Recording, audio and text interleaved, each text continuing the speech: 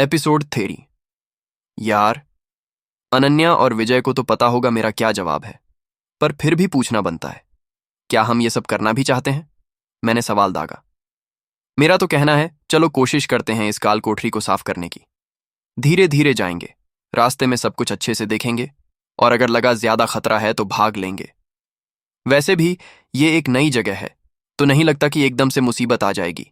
और हाँ, ये भी तो देखना है कि इन सबको मारकर कितना फायदा होगा, और अगर हमने इन्हें छेड़ा नहीं तो ये हमारे लिए कितने खतरनाक साबित हो सकते हैं। मैं एक्साइटमेंट से बोलता चला गया। विजय ने कहा, अगर करना ही है तो ढंग से करना होगा। पहले जाकर उस बैरिकेड को देखते हैं और ट्रक से वेंच लगाकर उसे रास्ते से हटाते हैं, ताकि भागने का रास्ता खुला रहे अगर जरूरत पड़े तो। वो बैरिकेड कहीं जा तो रहा नहीं, हमारे पास टाइम है। सही है, सब मान गए। चलो चलकर उसे हटाते हैं। और हाँ, सब लोग अपने लॉग्स भी चेक कर लो, अगर किसी का लेवल बढ़ने वाला हो तो बढ़ा लो, मैंने सलाह दी। अपनी कैरेक्टर शीट पर नजर पड़ी तो मुझे याद आया कि मेरा भी लेवल बढ़ने के लिए एक्सपीरियंस पॉइंट तो काफी टाइम से पूरे हो रखे हैं, पर मैं यास्मीन वाले चक्कर में ध्यान ही नहीं दे पाया। हम सब वापस सड़क पर आ गए। मैंने देखा, विजय और अनन्या ने उन दो आदिमानवों की लाशों का कुछ नहीं किया था जिनको उन्होंने मारा था। अरे दोस्तों, जरा अपनी विक्टिम्स को तो देखो, शायद कुछ काम का मिल जाए। देखो तो क्या मिलता है, मैंने कहा, और मैं फुटपाथ पर बैठकर अपनी कैरेक्टर शीट खोलने लगा, लेवल बढ़ाने की तैयारी में। पता नहीं क्या होने वाला था। मेरी कैरेक्टर शीट पर मेरा एक्सपीरियंस 1000 में से अंश 320.6 दिखा रहा था। मैंने लेवल अप करने का सोचा, और सिस्टम ने एकदम से एक नई आवाज की। मुझे अपना पहला MMO गेम याद आ गया, उसमें भी बिल्कुल ऐसी ही आवाज आती थी लेवल बढ़ने पर। मैं मुस्कुराए बिना नहीं रह सका। सिस्टम ने बधाई दी, बधाई हो, आपका लेवल बढ़ गया है। और क्योंकि आप नए सिस्टम में पहले ऐसे इंसान हैं जिनका लेवल बढ़ा है, इसलिए आपको एक स्पेशल पर्क चुनने का मौका मिलता है। आप 3 चीजों में से एक चुन सकते हैं, जल्दी पर्क्स, जल्दी स्टैट्स या जल्दी स्किल्स। जल्दी पर्क्स से आपको हर 5 लेवल पर मिलने वाला पर्क हर 4 लेवल पर मिलेगा। जल्दी स्टैट्स से आपको हर लेवल पर 1 के बजाय 2 स्टेट पॉइंट मिलेंगे। और जल्दी स्किल्स से आपको हर दूसरे लेवल पर किसी एक स्किल को 1 लेवल बढ़ाने का मौका मिलेगा। मैंने ऑप्शंस को ध्यान से देखा और फिर लेवल बढ़ाना जारी किया। क्योंकि मैं अभी लेवल 2 पर जा रहा था, इसलिए मुझे सिर्फ एक स्टेट पॉइंट मिला। मैंने सोचा कि अब शायद मुझे ये पॉइंट कहीं लगाने पड़ेंगे। अपनी कैरेक्टर शीट देखी तो उस पर लेवल 2 लिखा था, और एक्सपीरियंस के नीचे लिखा था स्टेट पॉइंट 1। मेरे दिमाग में कैलकुलेशन चलने लगी।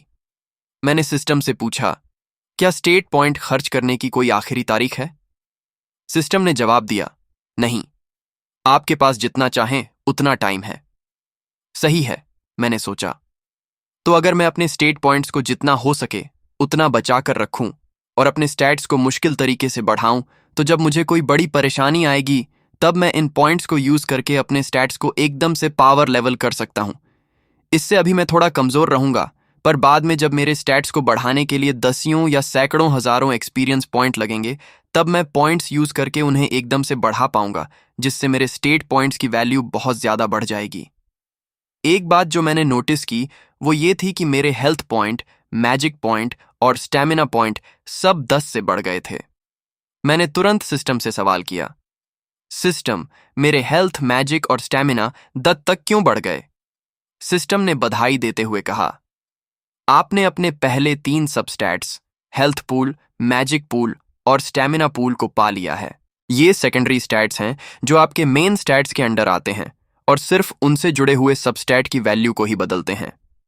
आप इन सबस्टैट्स में स्टेट पॉइंट नहीं डाल सकते, पर हाँ, कुछ तरीके हैं जिनसे खास तौर पर इनकी वैल्यू को बढ़ाया जा सकता है। ये तीनों हर लेवल पर 10 तक बढ़ते हैं, जिससे ये आपके ओवरऑल पूल में ऐड हो जाते हैं। मैंने अपने शरीर पर ध्यान दिया और हल्के बदलावों को महसूस करने की कोशिश की। कुछ मिनट बाद सब खत्म हो गया और मैं पूरे तरीके से लेवल 2 का हो गया था। एक बात जो मैंने नोट की वो ये थी कि अब अगला लेवल पाने के लिए 2000 की जगह 3000 एक्सपीरियंस पॉइंट चाहिए थे। मुझे ये इंटरेस्टिंग लगा क्योंकि ये स्टैट्स के मुकाबले एक अलग ग्रोथ इक्वेशन थी। मैंने सिस्टम से एक बार फिर सवाल किया, सिस्टम, क्या लेवल के लिए जरूरी एक्सपीरियंस की मात्रा हमेशा मेरे करंट लेवल के 1000 एक्सपीरियंस के बराबर ही होगी? सिस्टम ने बताया, लेवल 10 तक तो ऐसा ही है। लेवल 10 पर यह बढ़कर 2000 प्रति लेवल हो जाएगी और लेवल 20 पर यह 3000 प्रति लेवल हो जाएगी, वगैरह। इससे मेरे दिमाग में एक और सवाल आया और मुझे लगने लगा कि मैं सिस्टम को परेशान करने वाला हूं। सिस्टम, क्या कोई लेवल कैप है? सिस्टम ने जवाब दिया, कोई लेवल लिमिट नहीं है। हालांकि एक पॉइंट के बाद लेवल बढ़ाना बहुत मुश्किल हो जाएगा, क्योंकि आपको मिलने वाले एक्सपीरियंस आपकी मेहनत और आपके कारनामों की मुश्किलों पर निर्भर करेगा। लेवल 1 पर लेवल 2 के क्रिएचर को मारने से कम एक्सपीरियंस मिलेगा। और हां, किलिंग से मिलने वाला एक्सपीरियंस सिर्फ लेवल पर ही निर्भर नहीं करता है। उदाहरण के लिए, एक लेवल 1 भूत आपको एक लेवल 1 विशाल से बहुत कम एक्सपीरियंस देगा। मैंने ये सारी जानकारी ग्रुप में शेयर कर दी। अनन्या खुशी खुशी मेरे पास दौड़कर आई। उसके हाथ में एक अजीब सी दिखने वाली किताब थी। स्टीव, इसे देखो। जब मैंने लाश को लूटा तो सिस्टम ने बधाई दी कि पहला हिट मैंने किया जिससे वो मर गया। मुझे एक पर्क मिला और ये किताब उसकी लूट में थी, उसने एक्साइटमेंट से कहा। किताब के कवर पर एक इंसान के शरीर का चित्र था, जिस पर नसों की तरह कुछ बना हुआ था, लेकिन वो लाल की जगह नीले रंग का था और उस पर वो सारी शाखाएं नहीं थीं जो सिस्टम को दिखाती हैं। टाइटल लिखा था, मैजिक और ऐप, मैजिक सीखने के लिए शुरुआती गाइड। वाह, ये तो बढ़िया खोज है अनन्या। मुझे लगता है कि तुम्हें इसे सबसे पहले पढ़ना चाहिए। हो सकता है ये एक बार ही पढ़ी जा सके, पर अगर ऐसा नहीं हुआ तो हम सब इसे देख सकते हैं। तुम्हें क्या पर्क मिला? मैंने पूछा। अरे हाँ, मेरा पर्क तो कमाल का है। इसका नाम है सरप्राइज, वो भी एक्सक्लेमेशन मार्क्स के साथ। इससे मुझे उन अटैक्स पर 100% एक्स्ट्रा बोनस मिलेगा जिनमें मेरा टारगेट मेरी प्रेजेंस से अनजान है। और हाँ, इन मामलों में मेरी एक्यूरेसी भी 50% ज्यादा होगी, अनन्या ने कहा, जो खुद से बहुत खुश लग रही थी। ये तो बढ़िया है अनन्या, तुम डिजर्व करती हो। वो ट्रॉग्स कोई मजाक नहीं थे और उनका सांस वाला अटैक भी बहुत बेकार था। उनमें से एक को पहले ही निपटाना बहुत अच्छा था। चलो, विजय की मदद करते हैं केबल को बैरिकेड से जोड़ने में और देखते हैं कि क्या हम उसे सड़क से नहीं हटा सकते। हमने अगले 1 घंटे या उससे ज्यादा टाइम सड़क को साफ करने में बिताया। पूरे टाइम कोई ट्रैफिक नहीं था।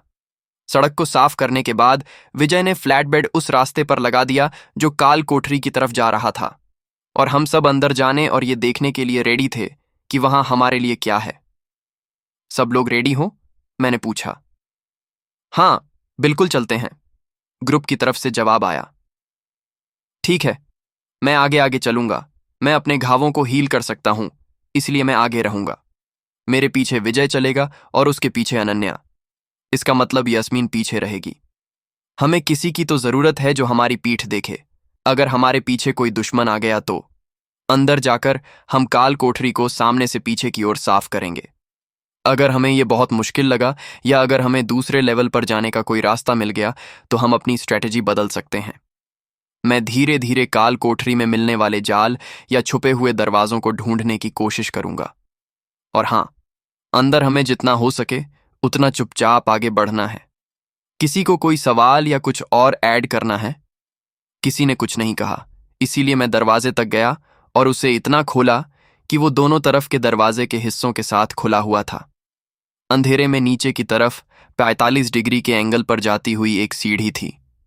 मैंने अपनी मैग लाइट निकाली और उसे ऑन किया और धीरे धीरे अंधेरे में नीचे जाने लगा।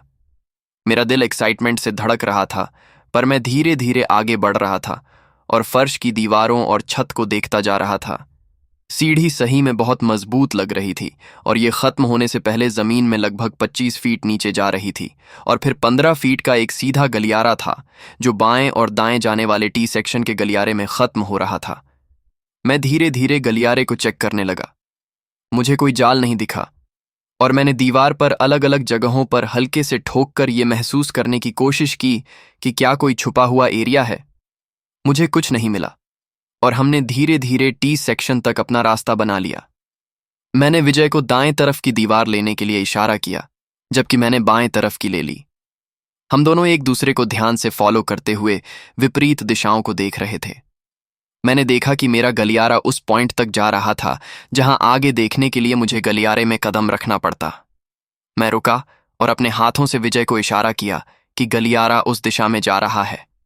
उसने अपने दोनों हाथों को पकड़कर मुझे इशारा किया और फिर उन्हें दरवाजे की तरह अंदर की ओर घुमाया। मैंने सिर हिलाया और फिर अपने हाथों को राइफल की तरह पकड़ लिया। मैंने उसकी तरफ इशारा किया और फिर उस तरफ भी जिस दिशा में वो था। मैं मुड़ा और विजय के बाईं तरफ आ गया। मैं दरवाजे को चेक करूंगा जो मैं कर सकता हूं। मुझे नहीं पता कि मैं क्या कर रहा हूं। हम दोनों मिलकर इस कमरे को साफ करने की कोशिश करेंगे, पर अगर जरूरत पड़ी तो हम हेल्प के लिए कॉल करेंगे, ठीक है? मैंने पूछा। सही है, विजय ने कहा। मैंने दरवाजे को चेक करने में कुछ मिनट बिताए। मैंने इसके चारों ओर दीवार के साथ साथ फर्श और छत को भी चेक किया। मैंने खोखले या गुप्त रास्ते के लिए दीवारों को भी चेक किया, पर एक बार फिर कुछ नहीं मिला। फिर मैंने सीधे दरवाजे के हैंडल को देखा।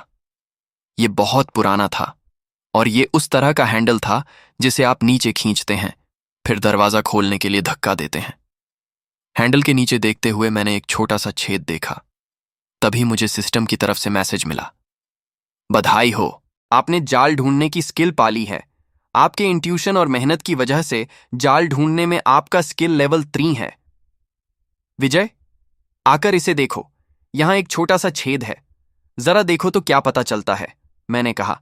ये क्या बकवास है, मैंने अभी अभी लेवल 1 पर जाल ढूंढना सीखा है, विजय ने थोड़ा तेज आवाज में कहा। चुप रहो, मैंने जितना हो सके उतना धीमे से कहा, और विजय को तुरंत थोड़ी शर्मिंदगी हुई। सॉरी, मेरी गलती, उसने धीरे से कहा। मैं चाहता हूं कि तुम लोग एक एक करके मेरे पास आओ, ताकि मैं उन्हें भी ये स्किल सिखाने की कोशिश कर सकूं। ये कभी भी हमारी जान बचा सकता है। मैंने बिना सोचे समझे कह दिया। विजय अनन्या के पास गया, यहां तक कि मेरे ऑर्डर देने पर भी रिएक्ट नहीं किया और उसे मेरे पास भेज दिया।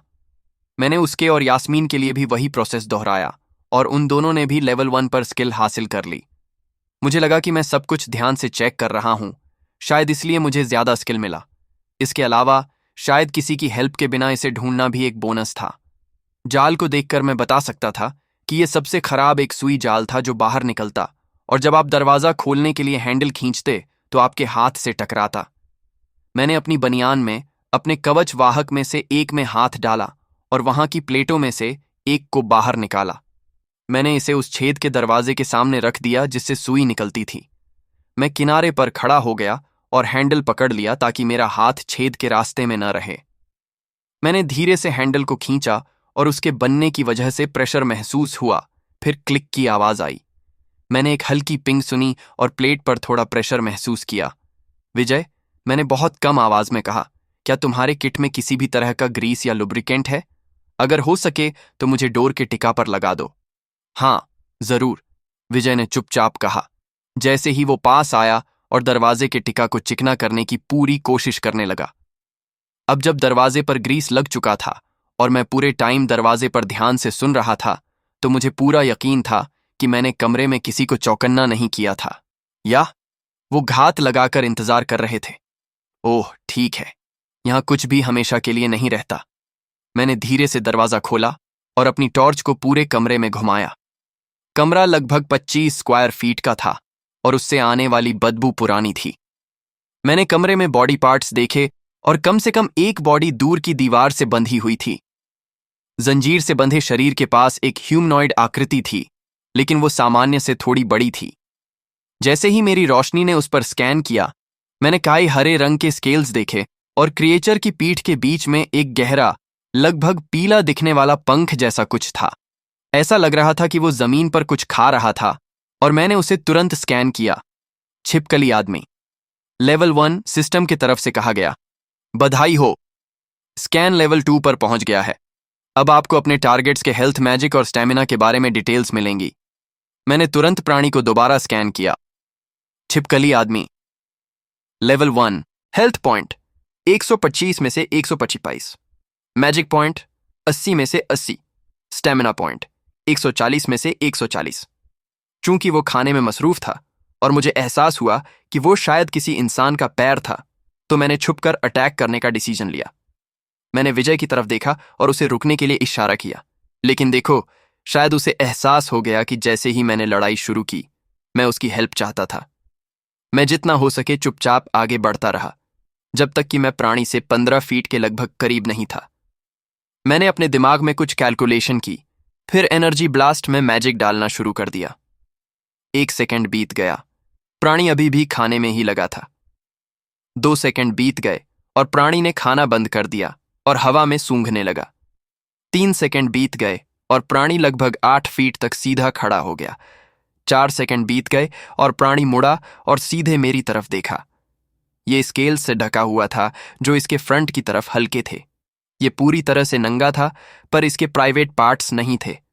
इसका शरीर एक सरीसृप की प्रजाति से मिलता जुलता था, क्योंकि इसका सिर एक विशाल इगुआना के जैसा था। इसकी लंबी भुजाएं मोटी थीं और डरावने हाथों में 3 उंगलियां और एक अंगूठा था। सभी उंगलियों के सिरे पर लगभग 4 इंच लंबे नाखून थे। उसकी आंखें काली थीं और चीरे लगे हुए थे। मैं रोशनी की वजह से कलर नहीं बता सका। 5 सेकंड बीत गए और प्राणी नीचे झुक गया जैसे मुझे पकड़ने वाला हो। 6 सेकंड बीत गए और मेरा टाइम खत्म हो गया।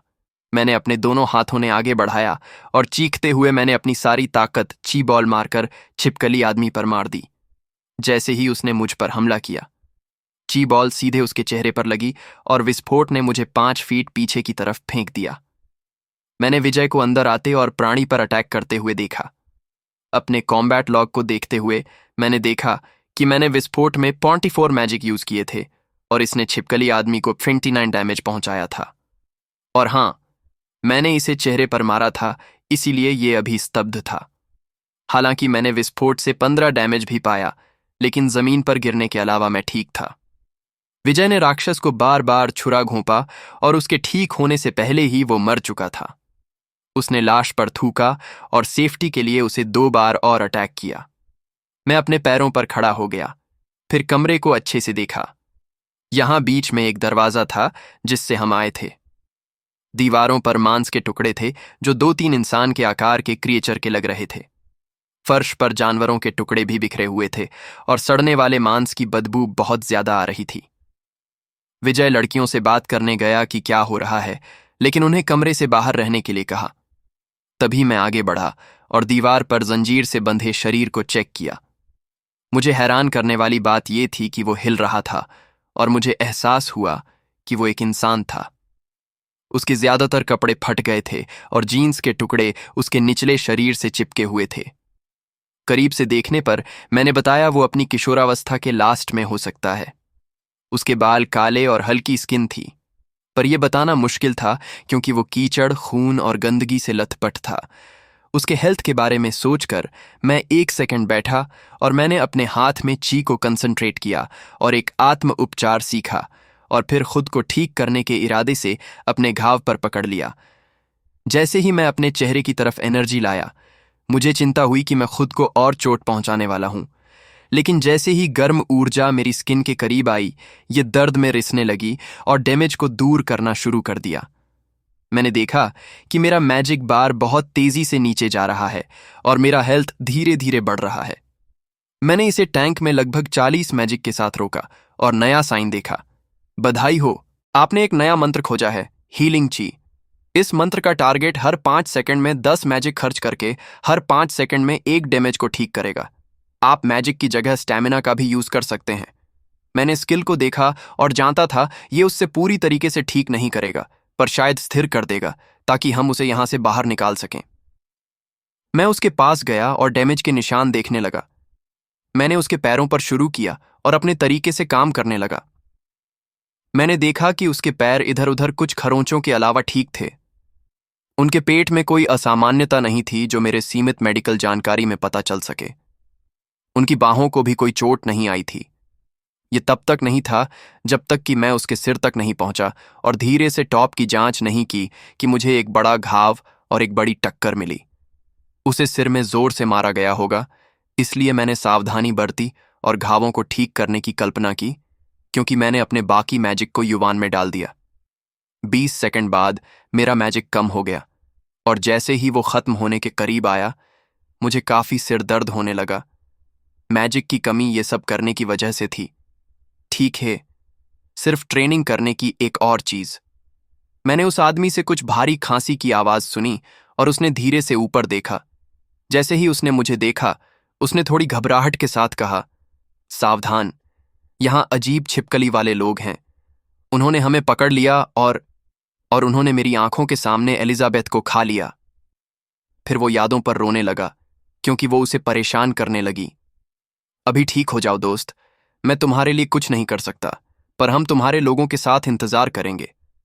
क्या इसका मतलब है कि वे तुम्हारे साथ नहीं जा रहे हैं? केविन ने पूछा। हम अपनी पीठ देखने के लिए कम से कम एक को छोड़ रहे हैं। हम नहीं जानते कि क्या बाहर और दुश्मन भी हो सकते हैं। क्या कोई और दुश्मन भी है जिसके बारे में तुम जानते हो? सिर्फ 2 सैलामेंडर लोग और 2 छिपकली मानव। जहां तक मुझे पता है बस इतने ही हैं, केविन ने गलियारे में मेरा पीछा करते हुए जवाब दिया। विजय, तुम्हें शरीर को लूटना चाहिए। ये तुम्हारी किलिंग थी, मैंने कहा। मैं क्यों? वो तो तुमने खत्म किया था। अरे मिस्टर एनर्जी ब्लास्ट, थोड़ा तो शर्म करो, विजय ने जवाब दिया। ठीक है, मैंने चेहरे पर मुस्कान के साथ कहा। मैं वापस कमरे में गया और लाश को लूट लिया। मुझे 4 चांदी के सिक्के और एक अंगूठी मिली भी सच में चमक रही थी। मैंने इसे स्कैन करने की कोशिश तो की, पर कुछ नहीं हुआ। कमरे से बाहर निकलने से पहले मैंने दीवारों और फर्शों पर टैप करने के चारों ओर नजर डाली, पर कुछ नहीं मिला। कमरे से बाहर निकलते हुए मैंने कहा, इसे देखो दोस्तों, एक जादू की अंगूठी। क्या तुम जानते हो कि ये क्या करती है? यास्मीन ने सबसे पहले पूछा। उसकी आंखों में वो चमक थी और मैं उसकी रिएक्शन को पूरी तरह से समझ गया। मैं इससे भी बहुत उत्साहित था और मुझे पता था कि वो भी थे। वैसे मैंने अभी तक एक स्किल और एक जादू बनाया है। चलो एक हैट्रिक के लिए चलते हैं। मुझे थोड़ी देर के लिए कुछ जादू और स्टैमिना वापस पाने के लिए शांत बैठने दो। फिर मैं चीजों के लिए एक आइडेंटिफिकेशन जादू करने की कोशिश करूंगा, मैंने बैठते हुए और शांत होने के लिए कहा। तुम लोग क्या कर रहे हो? जादू की अंगूठी का क्या मतलब है? और तुम्हारा क्या मतलब है कुछ जादू और स्टैमिना वापस पाने के लिए ध्यान? केविन ने अपने सभी सवाल एक साथ पूछ लिए। ये समझ में आता था कि उसे नहीं पता था कि क्या हो रहा था, पर अगर वो ये सब रोल प्लेइंग गेम से करता है तो शायद उसके लिए अभी तक उम्मीद है।